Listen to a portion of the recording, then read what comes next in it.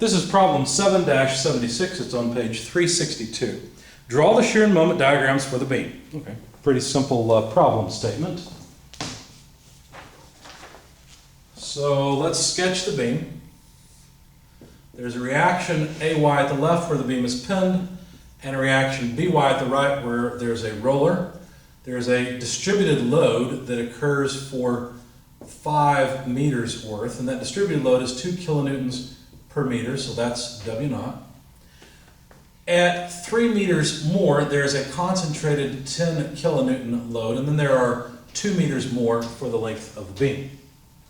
Let's begin by summing moments about point A, taking counterclockwise as positive, so we can get the reaction BY. And so to get the resultant of the distributed load, well, it's just a uniform load. So we take 2 kilonewton meters times 5 meters, that's 10 kilonewtons. And of course, that load, that resultant, occurs at 2.5 meters. So basically, we need to take the moment of the resultant, negative 2.5 meters, multiplied by 10 kilonewtons. And then the 10 kilonewton load itself, not the one associated with the distributed load, not the resultant, but the point load that acts out at 8 meters, causes a negative moment because it acts downward, causing a counterclockwise moment, 8 meters times 10 kilonewtons. And then BY is the only thing left to kind of save the day. It acts out at 10 meters. 5 and 3 and 2 are 10 meters. So this sum has to come out to 0. And from it, we can calculate BY. So basically take these two things, which would be what, 250, no, 25, and 80, and divide them by 10, and that's BY. So BY comes out to 10.5 kilonewtons when I did that math. Does that make sense? Let's make sure all my math makes sense. 105, yeah, sure enough.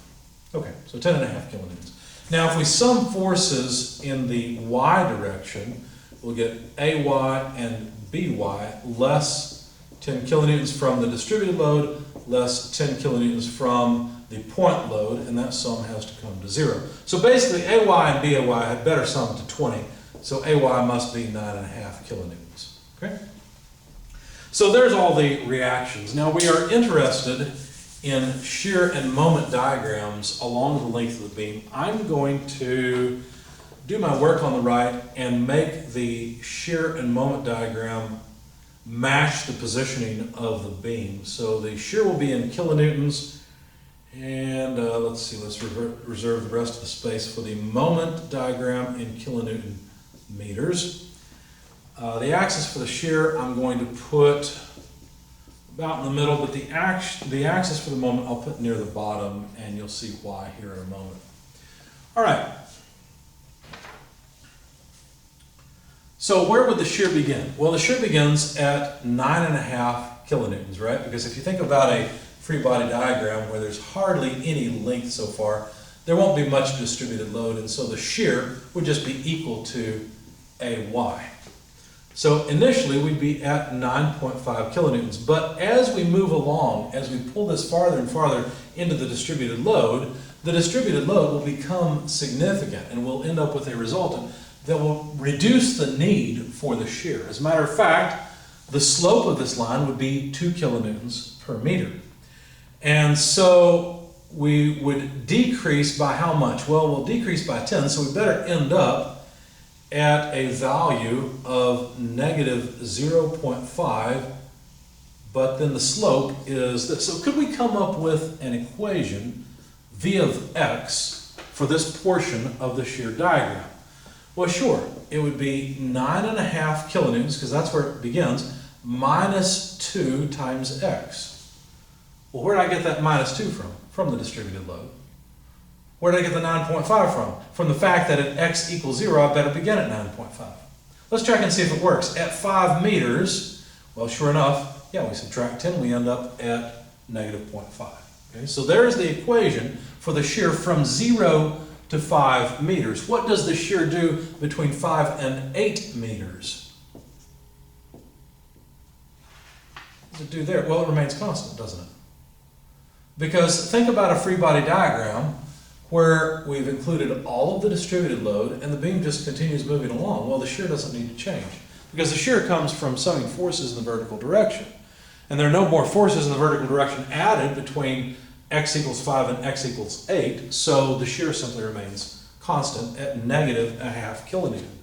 What happens after the 10 kilonewton load, however? So if we take this even farther and put the 10 kilonewton load on it, well, now the shear has to compensate for that. In fact, the shear, if you do the math, the shear is actually a negative thing. Or another way to look at this is when you go past a point load, it moves the shear diagram in the direction of the load as long as you've respected the sign convention that shear down on a right-hand face is a positive thing. Okay, so if we move down by 10 more, we're at -10.5 kilonewtons. And then the shear will remain constant. Not surprisingly, at the end we get By to bring us back to 0. And there's our shear diagram. What's the equation of the shear for this portion? It's easy. It's -0.5. It's not dependent on x. What about this portion? That's easy as well. V equals -10.5. So now that we have equations for the shear throughout the entire length of the beam, now we should be able to determine the moment. But where does the moment begin? Well, this end is pinned, so the moment begins at 0. So this area represents the change in the moment. But let's calculate the area by integration rather than just looking at geometry. The change in the moment is the integral of the shear along the length of the axis. So for the first segment from x equals 0 to x equals 5, we will integrate from 0 to 5 initially, and then we'll go back and change. Well, in fact, you know what? Let's just integrate from 0 to x. So let's integrate from 0 to some position less than 5 meters, okay? We'll plug in v of x equal 9.5 minus 2x and integrate. Well, if we integrate a constant, what do we get? The integral of a constant is just the constant times x. If we integrate 2x, well, we'll pull the 2 out because it comes along for free. So the integral of x dx is just x squared over 2. Now we need to evaluate this integral from 0 to x. So if we plug in 9.5x, so some particular position, minus x squared, minus the quantity of 9.5 times 0, plugging in that limit, and then minus x squared, but x is 0 now. There we have it, you see. So of course we end up with the change in the moment being 9.5x minus x squared. But that does not tell us the moment is a function of position.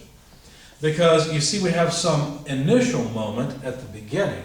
So the actual moment as a function of position is equal to the moment we begin with at whatever segment we begin with, which is 0, plus the change in the moment. So whatever the initial moment is plus 9.5x minus x squared. Of course, in our particular case, the initial moment is 0. So it looks like that the equation simply gives us the moment as a function of x, but you got to be careful, that's not true. What the integral of the shear function gives you is the change in the moment. In our particular case, the initial moment is 0, so it doesn't matter.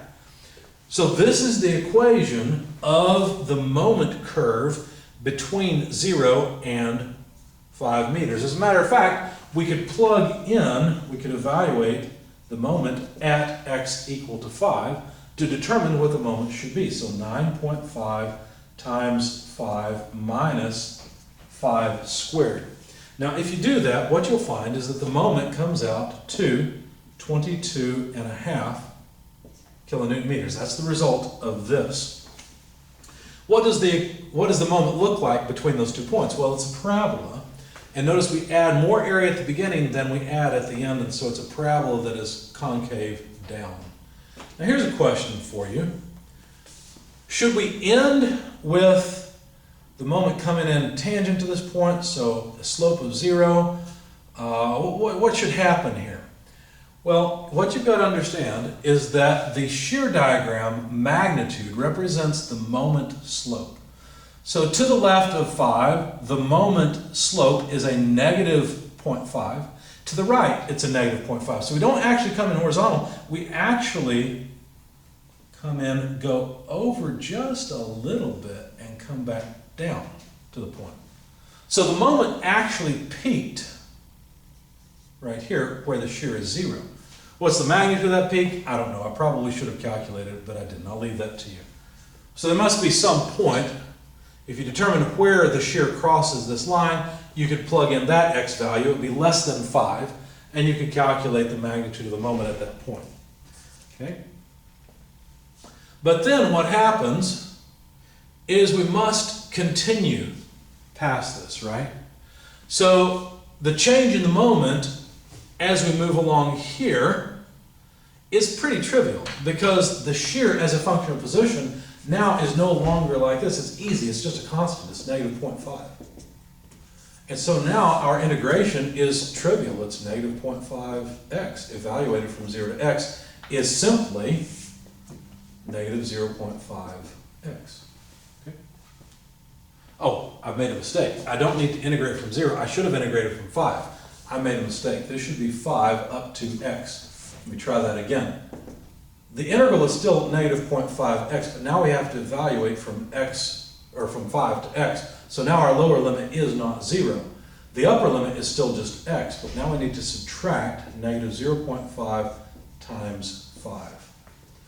And so now the change in the moment is equal to negative 0.5x, negative is positive, and half of 5 is 2.5. So there's the equation of the line after this point at x equal to 5. So if we evaluate x equal 5 here, well, half of 5 is 2.5. We get a change in moment of 0, so we're still at this point.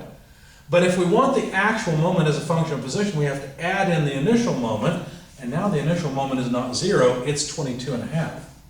Of course, the equation for the change of the moment is different. It's minus 0.5x plus 2.5.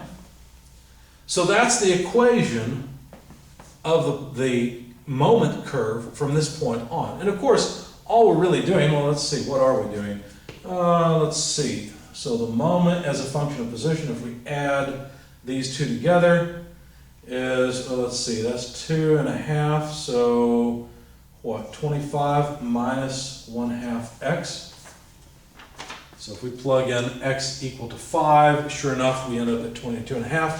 But if we plug in x equal to 8, which is where this equation runs out of steam, right? Because the equation is only good for 5 to 8, for x equal 5 to 8. So if we plug in 8, so evaluate the moment at x equal to 8. Let's do it this way. At x equal 8, what do we get? Well, 25 minus 1/2 of 8. Half of 8 is 4. So the moment goes down to 21, right? So this point is a moment of 21 kilonewton meters, and it goes straight. Now, this is tangent across the point, because notice that the slope is the same on either side of that 5-meter point. Then finally, let's run through this again. I'd like to integrate this area for the shear after x equal 8. Let's be clear. And mark those points. So I want to integrate from x equal 8 to the value of x all the way up to 10. But now the shear equation is negative 10.5. So we can just put a 1 in front of all this. Integrate from 8 to x, negative 10, and let's see. Now the lower limit's 8. So we're just doing the same thing we did before. Just turning the crank on the handle of this machine that calculates for us. So plus, well, 10.5 times 8 would be what? 80 plus 4, so 84. Okay, just doing the math in my head. And so the moment as a function of position is the initial moment that we began with, which is 21, plus the change in the moment. So let's plug that in. 21 for the initial moment, plus the change in the moment, so minus 10.5x plus 84.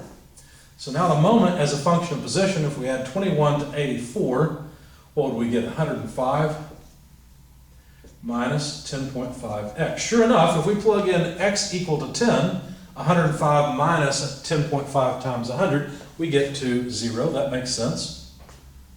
And in fact, you can see that the slope is negative 10.5. So what you find is that this simply goes down like that. So there's the moment diagram and the shear diagram. Now you might look at this and say, well, I see why these 2 points are tangent. You've got the same value of shear, which is the slope on either side of 5. Why isn't this point tangent? Why does the line break like that? Well, because there's a different value of the shear on either side. The slope is steeper on this side. The slope is negative 10.5 on this side. On this side, the slope is negative 0.5. So the line breaks and is not tangent at that point. But that gives us the shear and moment diagrams for this beam as a function of position along the length of the beam.